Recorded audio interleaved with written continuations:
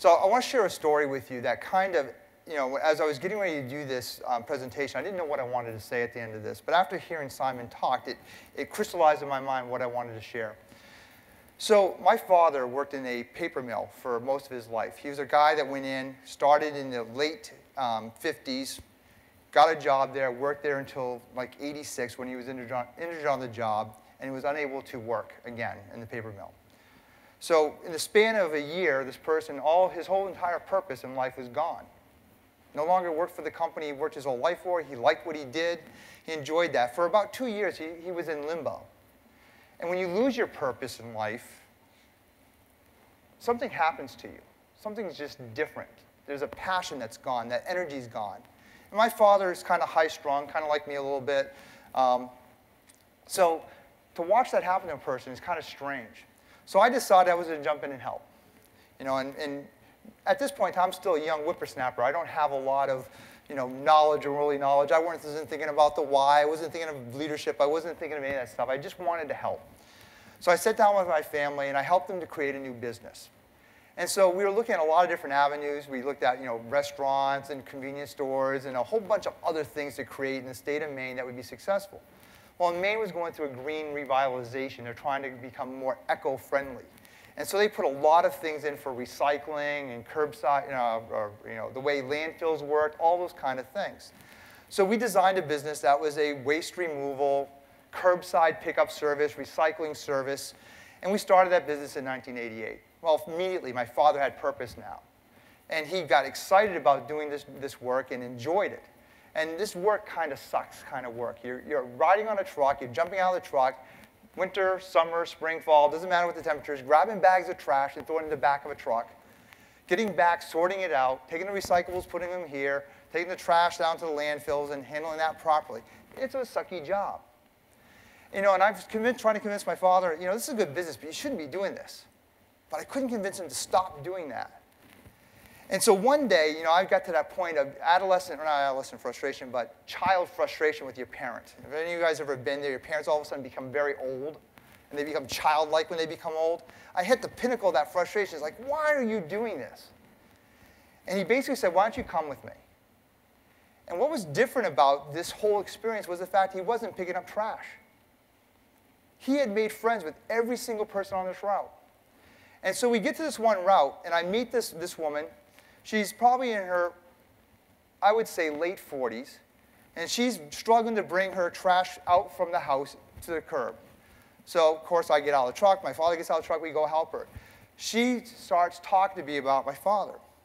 Now, my father and I don't always have the best relationships. And so I'm sitting there listening to this woman talk, and she says, oh, I got to tell you about your father. He's an absolute peach. We love him. And I said, oh, really? And she says, yeah. She says, my mother used to live in this house. And she died at the age of 92. And she looked forward for one day a week, every Tuesday, your father would come to our house, and he would spend time with her. Then she tells me a story, and I'm not a sap, but I almost lost it. Sitting there talking about one day, she struggled to bring a box of books out. And she's talking to my father about she had to get rid of these books because she could no longer see. The print was too small. Now, my father deals with a lot of rubbish going through. He sees a lot of books. So he starts picking out all the large print books. So every week, part of his journey there was to bring a book to her, a new large print book. And I sat there at that point in time, and I said, you're doing a good thing. So when I think about it, why do we do events like this? Why do we do an event like this? We didn't sell you anything.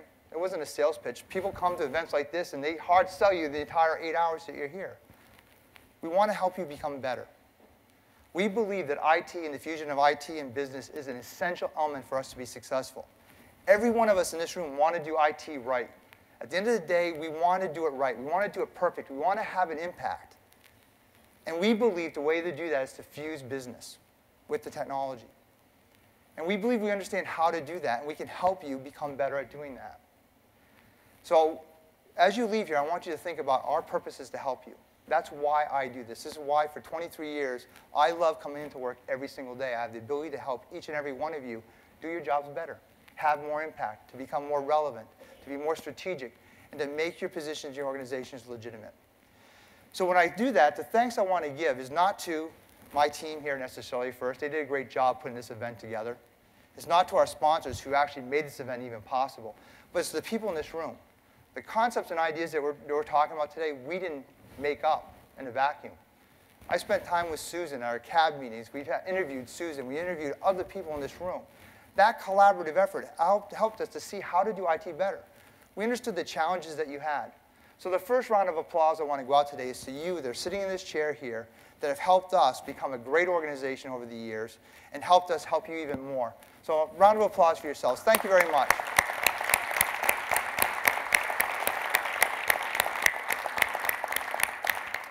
And as Simon says, the other thing that I'm very thankful for today is the fact you chose to take time out of your busy schedules to be here with us. That's a choice you made. You didn't have to be here. We invited a lot of people, a lot of prospects that don't know H.264. They didn't show up, right? They didn't make that choice to be here. You chose to be here because you want to do your jobs better. You want to be more connected. You want to learn more so you can take it back and make a difference. So I want to thank you for that as well. In addition, I'd like to just kind of echo a couple of things that we have here. Our H.264 team is an unbelievable team. You know, when I sat down, Chris mentioned it last night, we had one of our employees recognized as one of the top 10 IT practitioners in the state of Rhode Island. I'm sitting there like a proud father watching my son graduate from college or high school or something along that line. It made me very proud to be there. I want to thank our team for making this such an incredible company to work with and to work with these people on a day-to-day basis. We're fortunate and we're lucky, and I want to thank them for their efforts.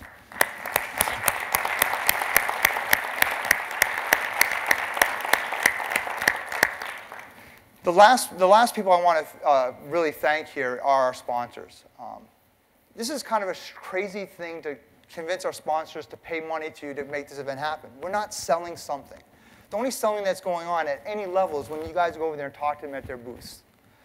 They've made this event possible on the belief that doing IT right is an essential function, and they believe that we are talking about doing it the right way.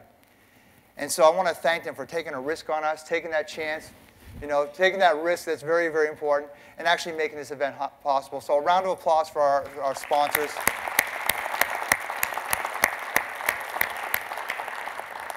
And well, actually, I want a piece of groundbreaking news. This is a complete off-script element here. So I was sitting here in between getting ready to start the panel discussions, between what Chris and I did in the panel discussions, and I couldn't resist. My iPad is here. Email is so easy to click over to. I checked my email, and I see a message coming from one of our employees telling us some great news.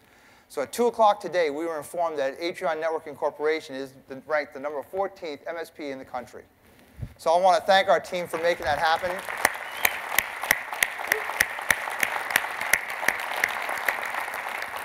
So you will see press releases going on that. I think it's actually going to be posted on MSP Mentor tonight around 8 o'clock. So that's a major accomplishment for us. Our first year actually applying for it and actually winning that opportunity to be number 14th.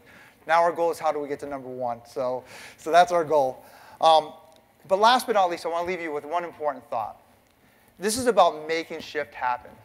We have to shift this perspective. No one else is going to do it. It's going to come down to the people in this room. So my challenge is to you, go out and make shift happen. So thank you very much. Have a great night. See you over at CVS Scene.